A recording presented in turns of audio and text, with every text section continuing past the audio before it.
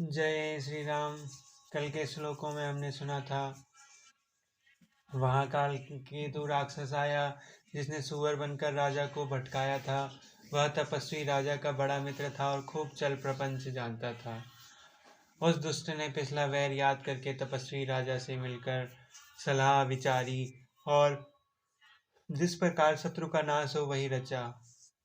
आगे के श्लोक। रिपु तेजसी अकेल अपि लघु करी गनी नंताहु अजहु देत दुख रवि शशि सिर अवशेषित राहु। तेजस्वी शत्रु अकेला भी हो तो भी उसको छोटा नहीं समझना चाहिए। जिसका सिर मात्र बचा था वह राहु आज तक सूर्य चंद्रमा को दुख देता है। तापस नृप निज सखी निहारी हर्षि मिलेउ उठी भयउ सुखारी। मित्र ही कहीं सब कथा सुनाई जातु धान बोला सुख पाई।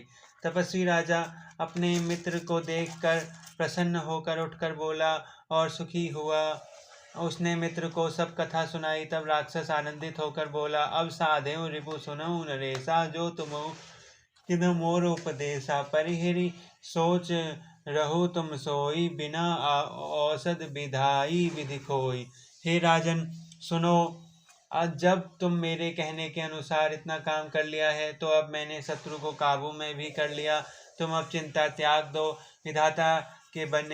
विधाता ने बिना ही दवा के रोग दूर कर दिया है। कुल समेत रिपुमुल बहाई चौथे दिवस मिलब मैं आई।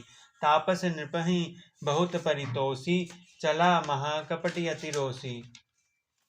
कुल सहित शत्रु को जड़ मूल से उखाड़ कर बाहर आज से चौथे दिन में तुमसे आ मिलूंगा। तपस्वी राजा को खूब दिलासा देकर वह माई और अत्यंत क्रोधी राक्षस चला।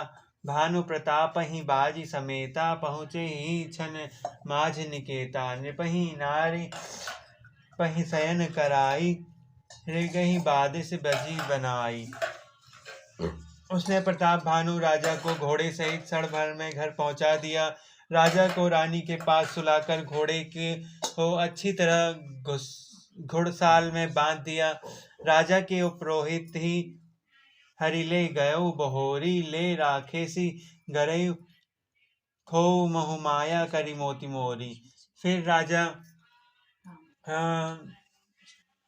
पुरोहित को उठा ले गया और माया से उसकी बुद्धि के भ्रम में डालकर उसी ने उसकी पहाड़ी की खोहे में ला रखा।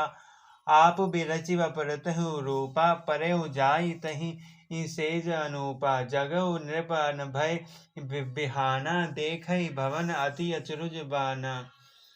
वहां आप पुरोहित का रूप बनकर उसकी सुंदर सेज पर जा लेटा। राजा सवेरा होने से पहले ही जग और अपना घर देखकर उसने बड़ा ही आश्चर्य माना। मुनि महिमा मन महु अनुमानी उठे गवई जही जान न रानी। कानन गाँव बाज चढ़ते ही पुर नर नारी न जाने के ही। मन में मुनि का महिमा अनुमान करके वह धीरे से उठा जिसमें रानी न जान पावे। फिर उसी घोड़े पर चढ़कर वन को चला गया। नगर के किसी भी स्त्री पुरुष नहीं जाना। गय जाम जुग भूपति आवा घर घर उत्सव बाज बधावा। उपरो तो ही देख जब राजा चकित बिलोक सुमिरी सोई काजा। दोपहर बीत जाने पर राजा आया। घर घर उत्सव होने लगे और बधावा बजने लगे। जब राजा ने पुरोहित को देखा तब वह उसी कार्य का स्मरण करने उसे आश्चर्य हुआ।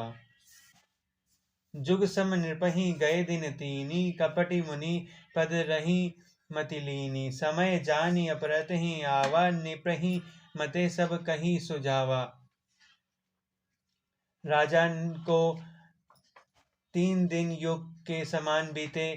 उसकी बुद्धि कपटी मुनि के चरण लगी रही। निश्चित समय जानकर पुरोहित आया और राजा के साथ ही हुई गुप्त सलाह के अनुसार उसने सबको उसे विचार कहकर समझा दिया।